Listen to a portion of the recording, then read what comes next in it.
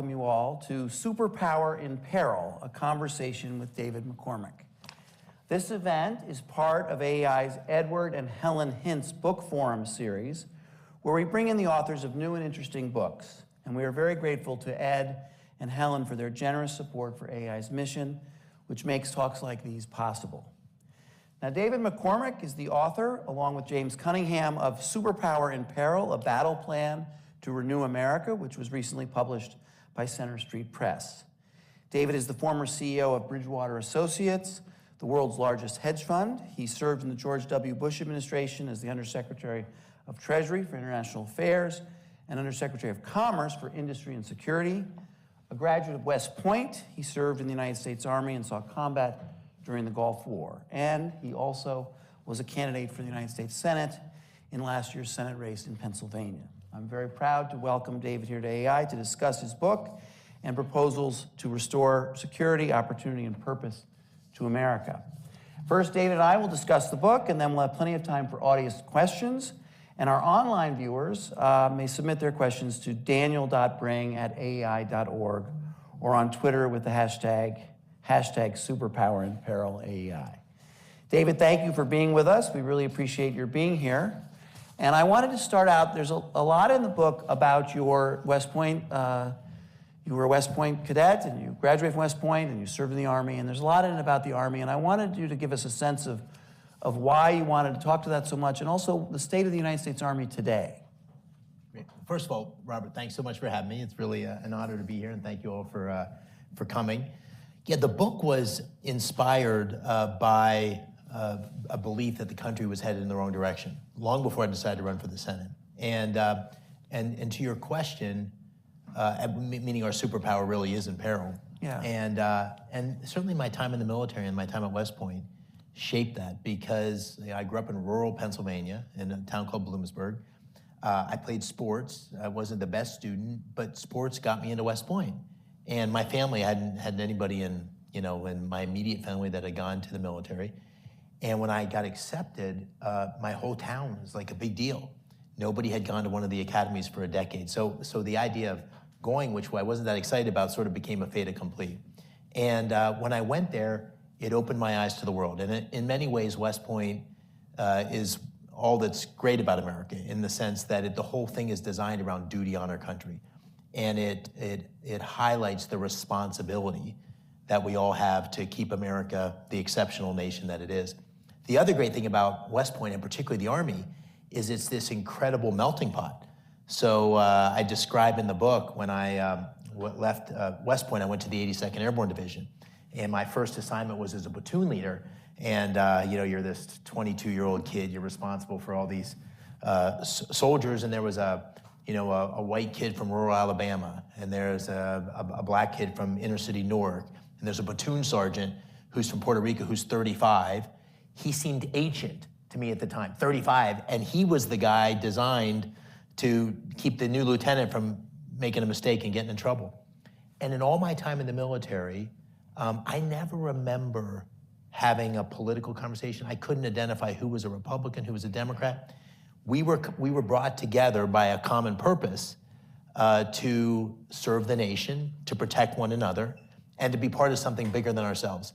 And that's the sentiment that I'm hoping to capture in the book, which is, America's exceptional, yet America's in decline. And decline's not inevitable, as a famous AEI Charles Krauthammer said, but it's not. Neither is renewal. Renewal's not inevitable either. It depends on what we do. And this is the what we should do book.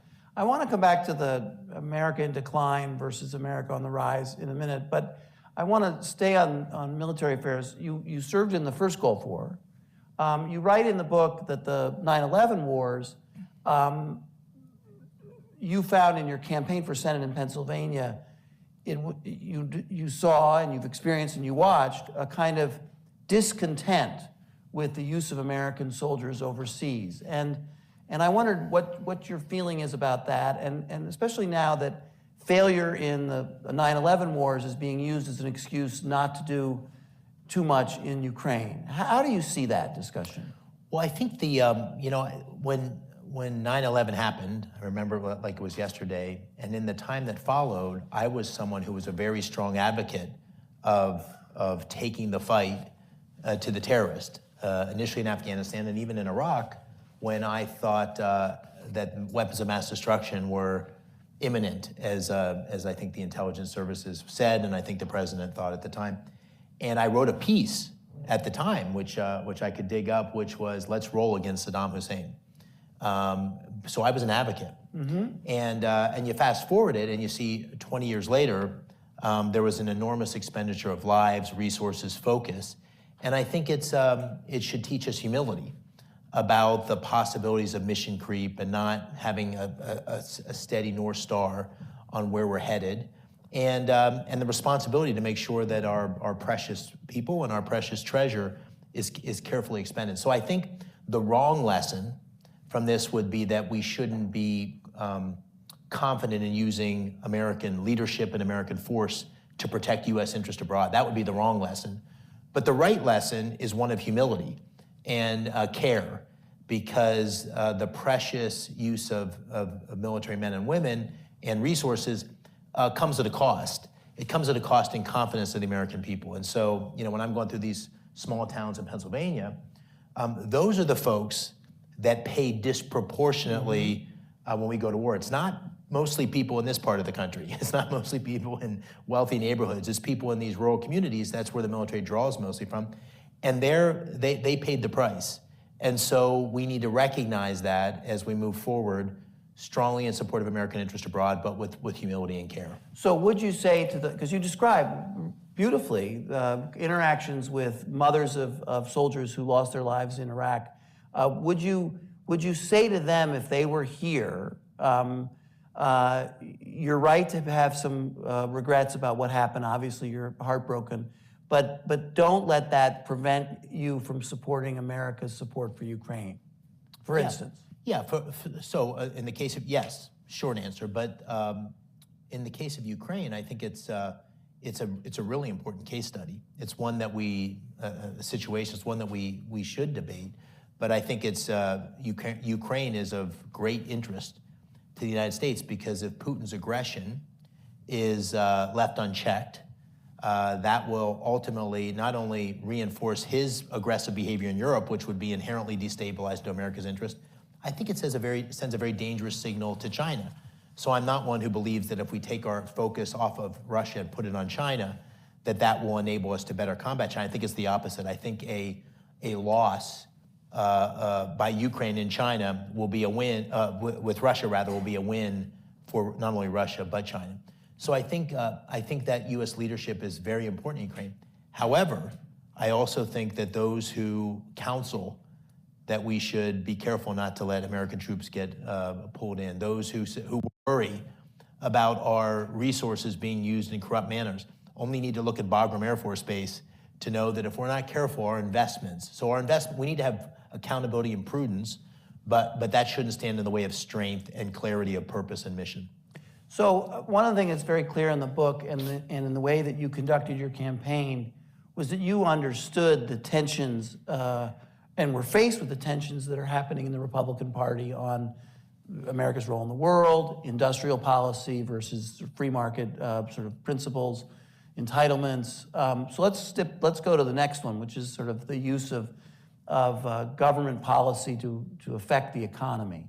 Where did you come out after your experience in the campaign and you're doing the research for this book on sort of Trumpian industrial policy versus Milton Friedman's free markets?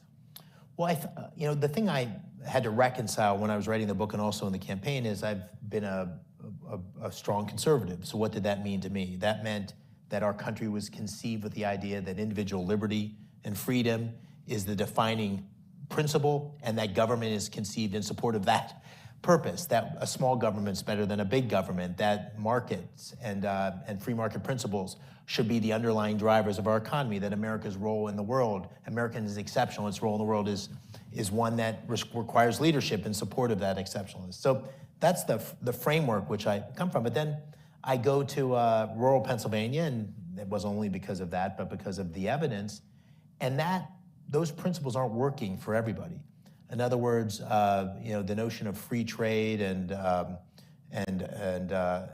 what that meant for globalization and what that meant for those communities, or the idea that we should have hands-off technology because the markets will drive innovation that will, in essence, put the United States at the top of the heap from a technology perspective. That's not our reality.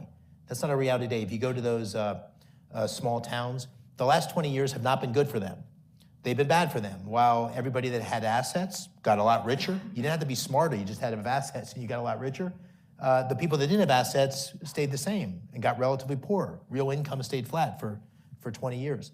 The open borders and fentanyl has destroyed those communities. So they're upset, they're angry. Globalization gutted many of those communities. They don't think, and China looms large in their minds. So they don't think it's been working so well for them.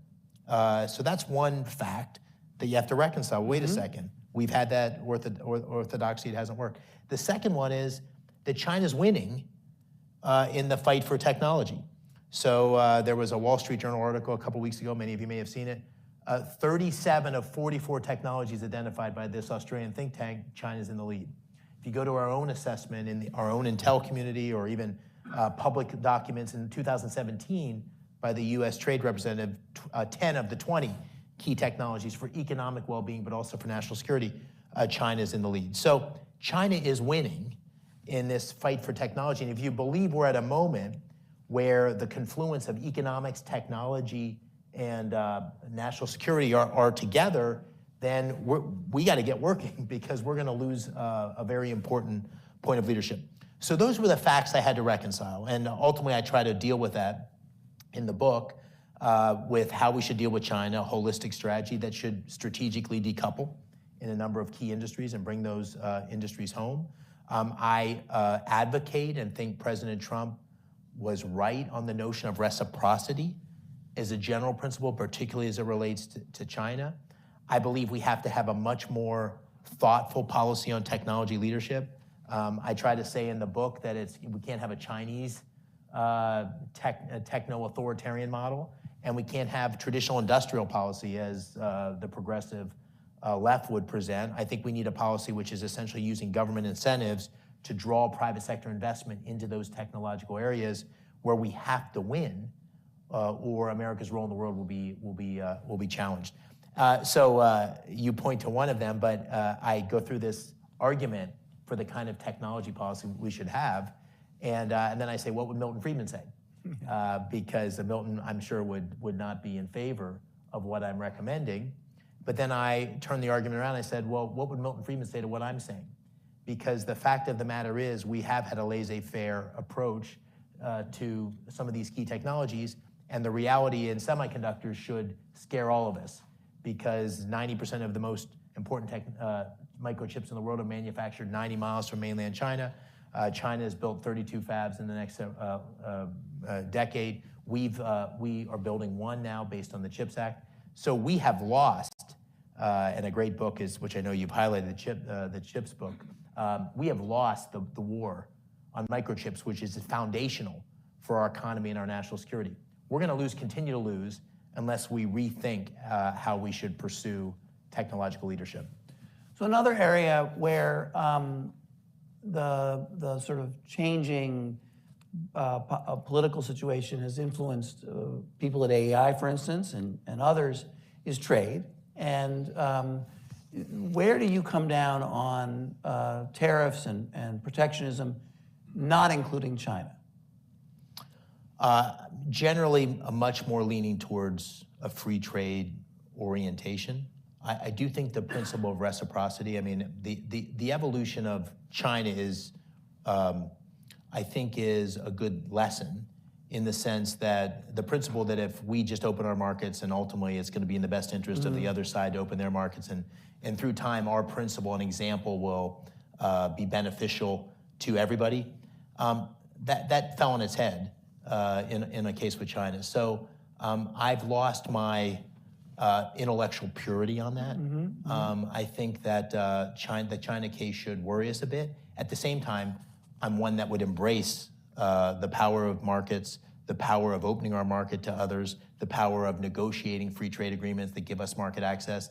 So I think that free trade should be a critical part of driving our economy, but I think it shouldn't be done with such purity that we lose sight of the fact that we've gotten a raw deal, particularly in the case of China.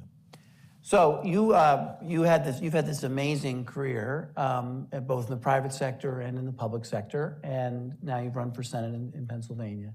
One aspect of your career that you write about and is interesting is your experience with Ray Dalio, and you make a reference to your disagreement with him about his attitude toward China.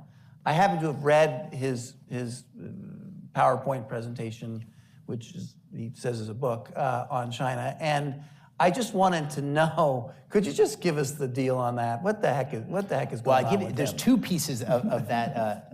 Bridgewater was a big part of my life. I spent 12 years at Bridgewater, and there's a couple parts of the book that I really highlight, of that time that I really highlight. But one was that I came in, and for the first year and a half, I was sort of learning my way around Bridgewater, and then I became the co-CEO. And then about a year and a half later, Ray fired me from that job, very publicly. Signs of some tension. Yeah, very publicly. And that was, I was in the front page of the Wall Street Journal. This was not a pleasant moment. And I had young kids, and we had just moved them from Washington. And so I said, I'm going to stick with it for another year or two, just so I get my personal situation, and then I'll figure out what's next. And I stayed, and it started to stick, and things started to go well, and I became CEO, again, I don't know, 4 years later, something like that, and then was CEO for the last 6 years before I jumped into the Senate. So Bridgewater's a very unique place. I wouldn't have traded that experience for the world, and it's a global macro investment firm, and so deep understanding of the world is a really important part of it. And we served, the biggest global investors in the world, and they want access to markets all around the world. So they wanted to diversify their portfolios, including in China. And so we had an investment strategy that ultimately, I think while I was there, like 2% of our assets were in China, but we had $160 billion, so 2% is not an insignificant amount, was in China. And the tension was, 30% of most of your homes have China-based products in them. So the integration of the economies is a reality for everybody. Most investment firms are in China. So Ray and I didn't have a dispute on that. I was the CEO, so whatever we did, I'm responsible for. But our dispute or our disagreement was about the direction of China. Yeah. And this divergence, which I had been really calling out since 2005. When I was in the government, I had written articles on it. I had described the technology thievery and all of that. But it became much more acute in 2014 with the rise of President Xi. And so I started writing articles in 2017, 18, 19, saying this is a growing concern, and we have to take a new approach in America to making sure we maintain our leadership. And that was the basis for the book. And Ray had a much more benign view of the risk associated with China, and said some things in an interview. And so we had a disagreement on that, which ultimately we talked about in a company meeting with 1,000 people, which of course then came into the media. So that was the dispute. Okay, but the point, I guess I want to be clear, his benign view of China is troubling to you. Yeah, we disagreed on that. Yeah. I think China poses an existential risk in economic terms, in national security terms. I think it's a risk that has to be dealt with a comprehensive whole-of-nation strategy. I think that we can't do piecemeal things. I think we have to think about this in a sophisticated way, given it's the second largest economy in the world, given the risk associated with it. And that's what I try to lay out in the book, is a whole-of-nation strategy for dealing with it. One of the things I find interesting about the book is your attitude toward, and what you write about the United States. You called a superpower in peril, and yet there's a tremendous amount of love for America in the book, and a tremendous amount of confidence in America for the book. And this is an issue for people in what I do on sort of right-of-center think tanks. There's a lot of people on the right-of-center that have given up on America. The former president has a tendency to use rhetoric that indicates a deep discontent with the country. How do you balance the peril with your love for the country? Yeah. Are we a bad country? Or what's going on? What's your Yeah, it's view like of the United States? You know, you learn. The book is as you say, the cover is very stark and striking. I believe that we are at a unique inflection point, and it's also very optimistic, as you say. And the reason it's optimistic is because this is the American story. We get to the edge of the cliff, we pull ourselves back. You know, we get to these moments of where all looks lost, and we come back. I just read a Grant biography, and you see what unbelievable polarization and consternation there was during the Civil War, and it's happened in my lifetime. It's happened in your lifetime, which I lived through this in the late '70s. So 1979, I can remember it like it was yesterday. I was 14 or 15. We had double-digit inflation, stagflation. We were in recession. We had odd days and even days for getting gas. Remember, OPEC had us in a headlock, and I remember my dad had the Country Squire. Who remembers the Country Squire? It was like a station wagon about a half a block long with wood on the side, and we would wait in the gas line. And there was Desert One, where Jimmy Carter sent our troops into Iran to try to rescue our hostages, and 80% of Americans thought the country was heading in the wrong direction.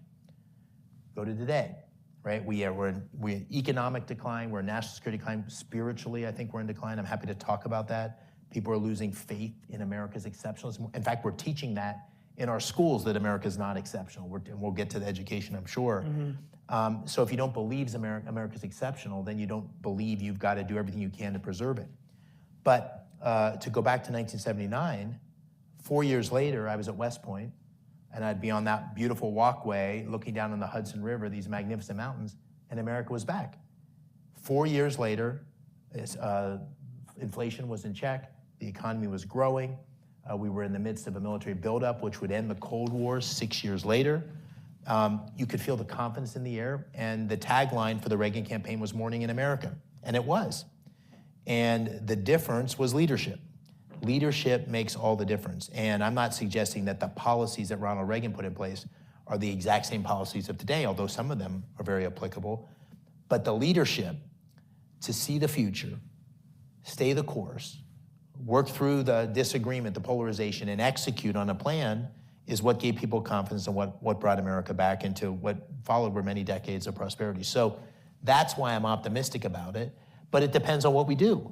As I say in the book, decline's not inevitable, neither is renewal. It depends on what we do. And so I'm hoping, this is in a very humble way I'm saying this, I'm hoping that an idea of a forward vision for renewing the country is what people start talking about in 2024 and beyond. Yeah, me too, but I just want to 79, 78, those were bad years. The statistics you cited are frankly much worse than they are now. The person that the country turned to had a sunny, positive, forward-looking attitude. But the politics of today, when maybe the economics aren't as bad as they were then, are leading to a very dark kind of negative attitude, at least in the former president. And are you saying that's not the right course? Yeah, I'm saying absolutely that's not the right course. I mean, I think as a conservative, someone who just ran for office, getting that balance right is important. But I think it's very important as a conservative to point out where the policies of the opposition are going in the right direction. I don't think we can give President Biden or anybody a free pass on the things that are, the enormous splurge in spending, for example, that we've seen over the last 2 years. That doesn't mean that we haven't had Republicans advancing spending too, but the last 2 years, I think we have to hold the opposition accountable. But I think we mostly have to be looking forward. And the people that I met on the campaign trail in Pennsylvania, they want to talk about how you're going to fix inflation. What are we going to do about fentanyl? Like, how are we going to get great middle-class jobs? So I think we need that, both a positive vision for where to take the country and the sunny optimism that goes with it. And this is sort of leadership 101. You can't be falsely optimistic, but you have to be able to paint a vision of a better world. And in fact, that's the whole proposition of the American dream, is that if you work hard, you're going to have a better opportunity than your parents did. That's what we were betting on. So you mentioned education, and I want to give you an opportunity to talk about that because it's a big part of the book, both K through 12 and also adult skills development education. So just what is the key there? And have you seen signs of progress or hope? And there's a sense among people in the Education Reform Network that post-COVID, parents saw what was really going on in their schools, and they've now vowed to change it and demand more choice, more options. Well, how do you see that? I see it that way. In other words, I think COVID, maybe one of the good things that could come out of COVID is the degree to which parents got much more engaged in the education of the kids. They looked over the shoulder in Zoom. They saw the history that was being taught or not being taught. They saw even how issues around sexualization and gender were being introduced into the classroom, and for elementary school kids, the role teachers were playing. They saw the quality of their kids' education, and I saw this over and over again where on the campaign trail people are saying, hey, I'm running for school board, I'm doing this. Like this education thing, parents are in it. And so I think that's a very positive sign. The other sign, I think, is you see governors like Governor DeSantis, Governor Huckabee, making education, Governor Youngkin obviously making education at the forefront of their agenda. And listen, you get to the core of this, I don't think we're gonna solve this problem with incrementalism, which is what I try to say in the book. But I think we may be at the moment where school choice actually could be at a tipping point. And the arguments are profound.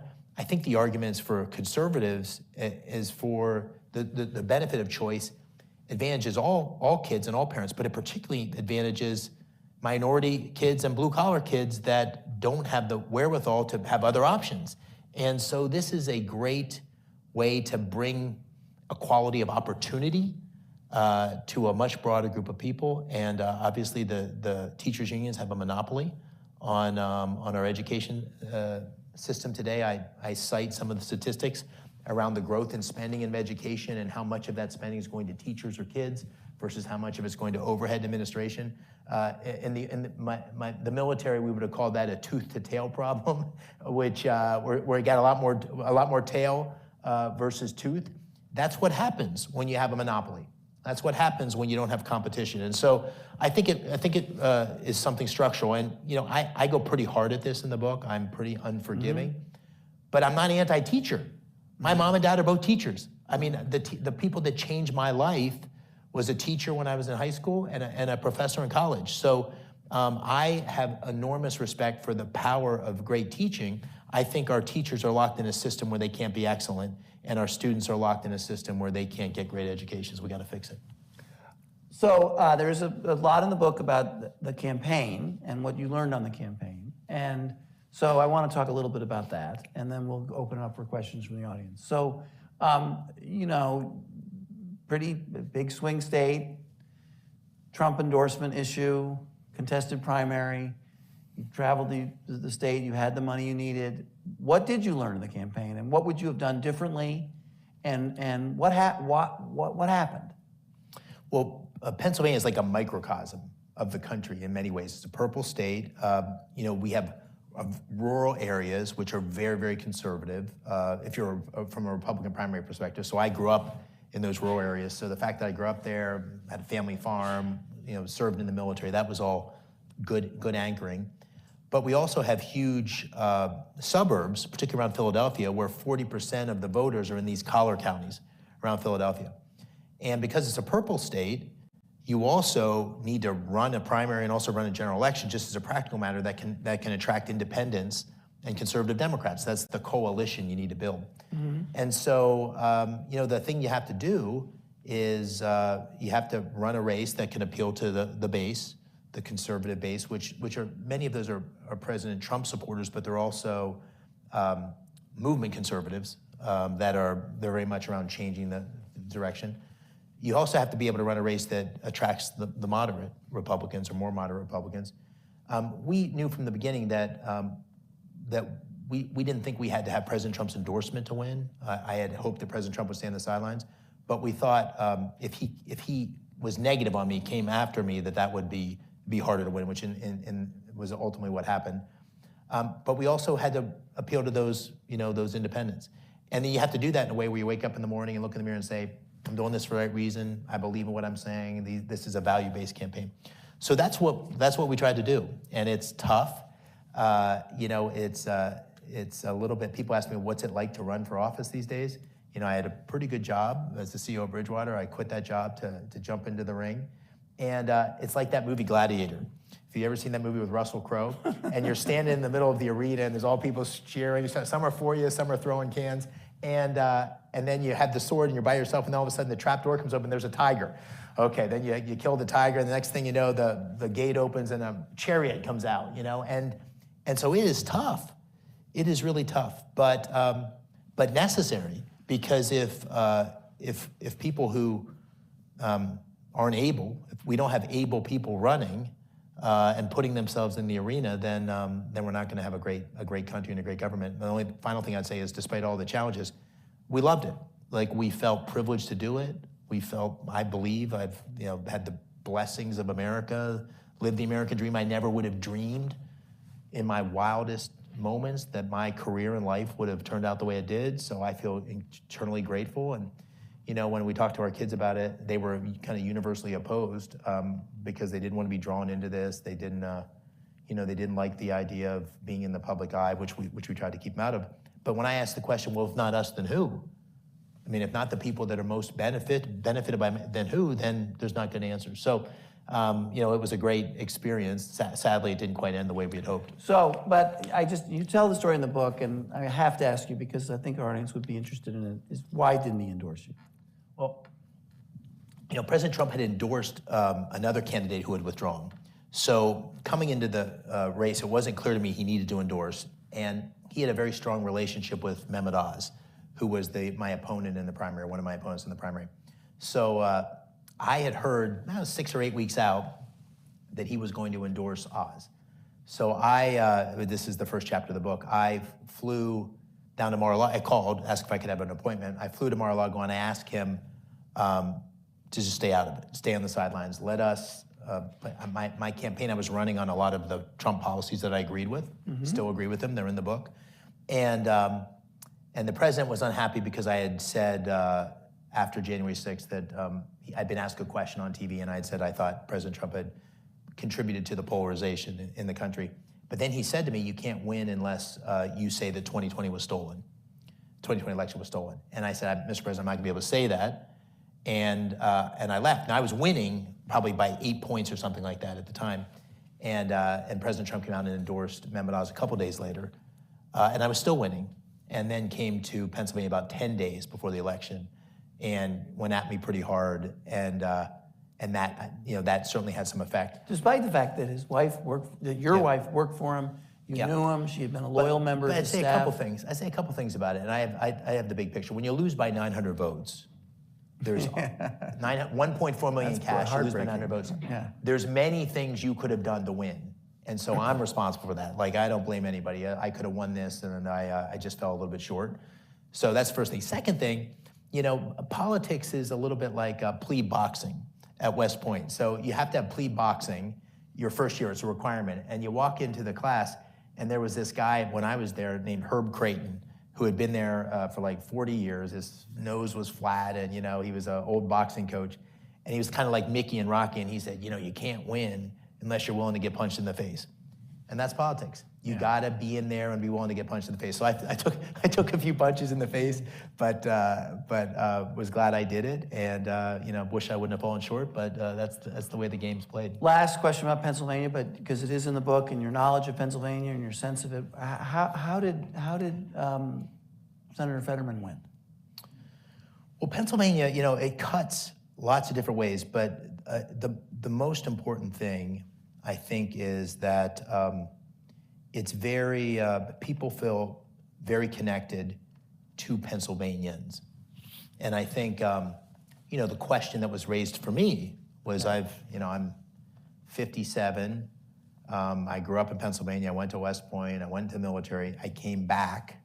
You worked in Pittsburgh. I worked in Pittsburgh for ran 10 years. company. I created a company. I own a farm. I pay taxes. I got some, and my family lives there. I got some pretty good roots. I'm pretty deep Pennsylvania. And people would say, where you been?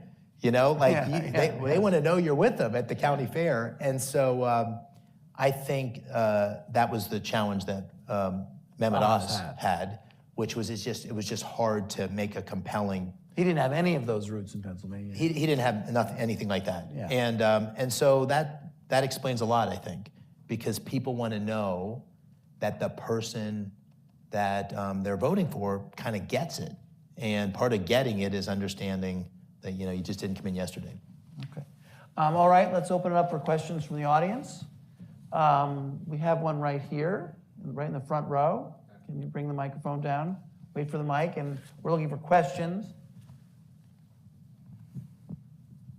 This is a question. I'm Peter Stone from Capital Intel for Mr. McCormick. You are a West Point grad, became a CEO of the largest hedge fund in the world. You served in Treasury under Bush, and come from humble beginnings from Pennsylvania. What can happen, like you're a Morning in America Republican, Main Street, and this is the same problem with the Question. The question is, what could you have done different to win in your election? What needs to be done so mainstream moderate candidates can win elections rather than the unreal social media world? Yeah, thanks. Well, I think part of it is, I think what is a mainstream candidate? Depending who you talk to, they think I'm a crazy conservative, or they think I'm too moderate. So, conservatism today is a mix of economic conservatives, national security conservatives. You have this populist, growing populist pulse in the party. I try to hit that head on in the book, Superpower and Peril. I think we need to really look at what happened in 2016 as Republicans and embrace the fact that our traditional policies missed a huge part of the population. I believe that as a guy who grew up in rural Pennsylvania and saw it. I believe it as a guy who was on the campaign trail, and I believe it as a guy who looks at the numbers. So what I think is required is an acknowledgement that, hey, we've got some core principles as conservatives that we need to stay strong about. And there's also things that our current conservative ideology hasn't addressed, and we need to embrace that. And so I've tried to do that in the book. I think the answer is ideas. The answer is looking forward. The answer is leaders who can win primaries among conservatives, but also win general elections. And that's the hope that this is trying to lay out there. Let's see. What do we got here? Right there, the glasses. Right there, Nick. Nick? Not Nick. Thank you very much. Great perspective, David. So my name is Piotr, I'm from the World Bank, but I also host the Global Gambit podcast. So my question is something I asked Francis Fukuyama when I had him on, because he sees China a little bit differently to some other people. Paul Neer, another non-resident fellow at the Chicago Council Relations, talks about engaging China. So my question simply for you is, how do you see China? Do you see them genuinely wanting to exist in a balanced multipolarity, or do you actually see them wanting to usurp the United States? And if that's the case, how do you think that the United States, allies and partners should effectively respond, or if not respond, at least prevent or handicap? Thank you. Yeah, I think the last 2 decades has essentially been a coexist strategy, where we have assumed benign intentionality for the most part, and as a consequence, factually, we're behind from a leadership standpoint in technology. We're threatened in the South China Sea by a significant military capability. A techno-authoritarian model is pursuing relationships and alliances abroad that's challenging U.S. leadership. And we have a leader in President Xi who has expounded very intentionally and very openly on a strategy that is to assert China's role in the world, and either explicitly or implicitly at the expense of American leadership. So I think that the facts of where we are relatively clear, and I think the policy community has just, over the last 3 or 4 years, both sides of the political spectrum have come together with a more clear sense of the risk posed by China. So that's how I see it. That doesn't mean we have no engagement with China. That doesn't mean that we don't need to be careful about creating a self-fulfilling prophecy. But I think all the evidence would suggest that we have a very strong adversary with a plan to displace America and at the expense of U.S. interest, and we have no plan, for the most part, to counter that. And so this book is a plan. And the plan, I won't go into it too elaborately, but it really has 2 pieces. One piece is go to the gym at home, right? We need to do some muscle building around education, our own technology policy, a data strategy. Big data is the key to innovation in the future. We need to have a much more holistic view of that.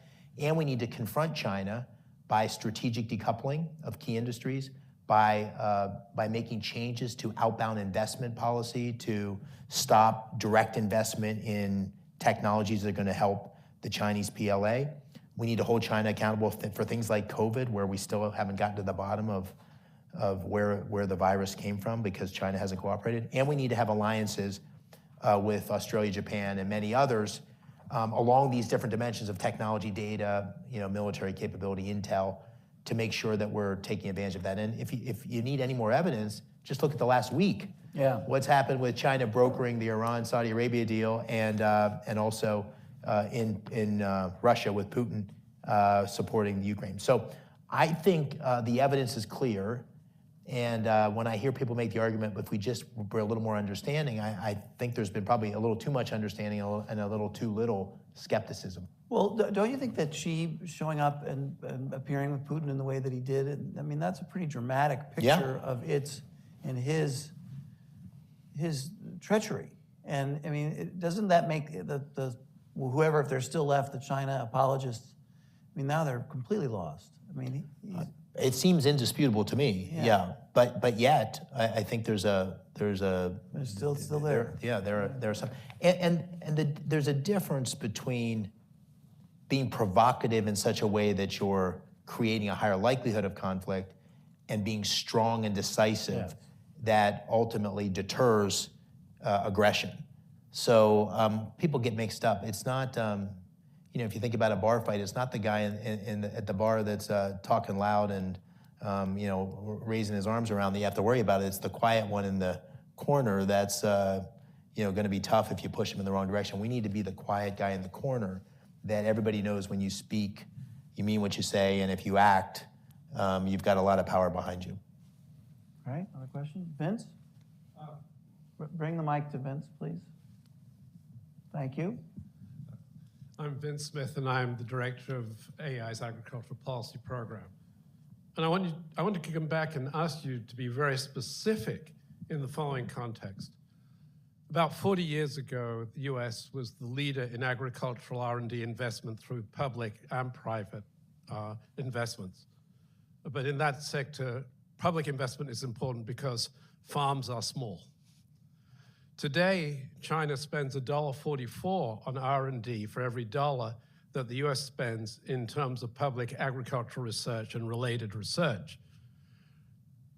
What would you do to rectify that sort of massive shift in commitment to future investment and productivity within the US to be competitive and overly competitive and retain leadership in that particular area as well as in other areas? Are you talking about basic research? Is it basic R&D primarily? Well, in the agricultural sector, you've got to realize if you're talking about on-farm, you're not talking about entities that can fund by themselves their own private investment programs. Yeah, I think I understand the question. So, I mean, there's two separate things going on here. For the lack of, just to try to create some clarity, there's basic R&D, and then there's more applied investment in development. At least that's the way I've thought about it. In basic R&D, you probably know this well, we're about half of what we were in 1950 as a percentage of GDP. So, and that's at times when other countries are doubling down there. So I think, I say in the book, we should be much more forward-leaning on basic R&D, and that's across the whole gamut of everything from energy policy to agriculture policy, the kinds of things that are very hard for private enterprise to make the investments that may not pay off or may not pay off for decades. Then the second thing I'm saying, and it's primarily in the national security realm, is that the government should play a much more proactive role at creating incentives to draw private sector investments in these technologies that have such huge implications, such zero-sum dynamics, that if we lose our leadership position, we're in peril. A good example of that's 5G or semiconductors, where if the China had won its strategy of sort of having pervasive 5G technology from China across the developed world and developing world, that would have been a huge step back for us from a national security perspective. The same with semiconductors. So I'm not arguing for everything. So I'm probably not arguing for agriculture, although I'd like to hear more about it. I'm arguing for those technologies that we identify as critical to our national security. Okay. We have a question way in the back. Then I'll go to you. Hello, my name is Lena Treen. I'm a reporter with CNN. I have two questions for you. One, do you plan to run for Senate again in 2024? And as you also look at the presidential race, do you support President Trump and his bid, or would you support Governor DeSantis? You had some nice things to say about him during this panel. What are you thinking about for potentially backing a presidential? Well, I mean, I should start with the fact that my wife has been saying to me, it's time to get a job. So I'm getting pressure on this front. I haven't decided yet on 2024. I'm thinking about it, obviously. And the reason, I mean, if you run for office, you do it because you think you have something to contribute. You think you think it's a moment where you might be able to serve. And if you lose, the motivation doesn't necessarily go away. So I certainly have a motivation to try to find ways to serve. And maybe it's 2024. I haven't decided that. We're thinking about it, praying about it, and we'll figure that out later on down the road. In 2024, listen, I think this will be a great opportunity for a debate through the primary of the direction to take the country. And so I don't have any person that I've supported. I'm hoping we have a really rigorous debate. I hope it'll be focused on the future. I hope it'll be focused on ideas that can save the country, renew the country. And I think that would be good for the Republican Party and good for the country. Yes, right here in the front. Maybe the last question. Yes. Oh, is there a question? What are you doing? What? We have a question from one of our remote viewers. Oh, okay. Okay. So the question is, what can we actually do to decouple from China? And the author was specifically curious about onshoring, nearshoring, reshoring, segmented supply chains, these sorts of policy tools to reduce dependence on the Chinese supply chain. Yeah, I think when you talk about strategic decoupling, you have to be very purposeful, because if you start with everything, then it's very hard, it's overwhelming in terms of how you systematically go through this. But the way I would start with this, I would say almost concentric circles. If you think about the concentric circles, the first concentric circle would be those things that we can't imagine that we would want to have in the hands of another country, or most certainly China. So semiconductors is a good example of that, artificial intelligence. There's a number of quantum science, those sorts of things where you say, those are critical to our future economic vitality, our productivity, our national security. And in each of those, and then you would have further concentric circles as you go. In that core concentric circle, I think we mostly want to have that capability at home, but we may want to have it within the realm of our most trusted allies, like the Five Eyes countries and so forth. And prior to deciding to run for office, I chaired a task force with Marilyn Houston to look for the Reagan Institute to look at key industries for advanced manufacturing, what to bring home. And we've got gaps. So to reshore, we have a skilled worker problem, which is one of the reasons I try to hit that so hard in the book. We've got a capital problem. We're competing against subsidized capital expenditures for these semiconductor fabs. So we have to solve that problem, because no company without solving that problem is going to be able to compete globally. So there's a number of things we need to do to make it more conceivable for many of those industries to be reshored. And the key, I think, is to start very specifically on those things that matter the most. And even the book, I have 3 big chapters of the policy that I think we should take forward to really create this innovation acceleration that we're talking about. There's many, many things wrong. But I learned in business that you can't fix everything at the same time. You got to fix the things that matter most to begin to create the flywheel where everything else can happen. So these 3 chapters on talent, technology, and data are the flywheel to bring industry home and to create the environment where we can be more independent of China, certainly, but also other countries. So I said, do you have a question? I do, yeah, thank Okay. you. And I'm happy to go without the mic. Thank you for being here. You mentioned the importance of education. I'm just sort of curious how you think, thank you. that we should draw the line between allowing parents an active voice in their children's education and allowing things like book bannings, which sort of strike me as a young person as almost cartoonishly dystopian and evocative of Ray Bradbury, George Orwell, those types of books that we all read as kids in school, and certainly left an impression on me. Just curious to hear your thoughts. Well, it's a balancing act, obviously. I think we could agree, or at least I certainly think the evidence is clear that it's gone, the pendulum has swung very, very much in the wrong direction, a very one-sided view of history, a very one-sided ideology that's by and large being promoted in our school system. And so how do we bring that back into balance? And there's two things, obviously. One is, let's get parents much more engaged in governance. Let's let the governance process determine the answer to such questions. And ultimately, if the governance process, elected school boards and so forth, make such choices, I feel pretty good that that's going to land in an area that serves our kids well. And then the second is choice, because ultimately you can choose. If that school is teaching a certain set of things that you don't like, you can choose another school. And that choice is going to create discipline around the kinds of curriculum, the kinds of history, the kinds of topics that should be taught. And I'd put my confidence in the hands of parents, by and large. Parents to govern the schools, parents to make the right choices. I think it's the only way it's going to work. And I think we've lost that discipline and connectivity from parents to kids. So one thing I like to conclude these sessions with is asking you if there's any major point or something you really wanted to say that you didn't get to say. Is there anything left on the table? Yeah, I got one good point, which is where the book ends. The book ends with in the last page or two with a great quote, which is sort of at the core of the book and at the core of this audience, I suspect, which is this great William F. Buckley quote, which is about citizenship. It's in his book, Gratitude. If you haven't read Gratitude, you should read Gratitude. Pick it up. It's about national service and a number of other things. But he says citizenship is both a privilege and a responsibility. It's a privilege to live in the greatest country in the world, a privilege to have all the things that come with being an American, and it's also a responsibility. A responsibility to preserve it, a responsibility to keep it that way. And I think that's always been true, where we're at a moment where that responsibility is heightened.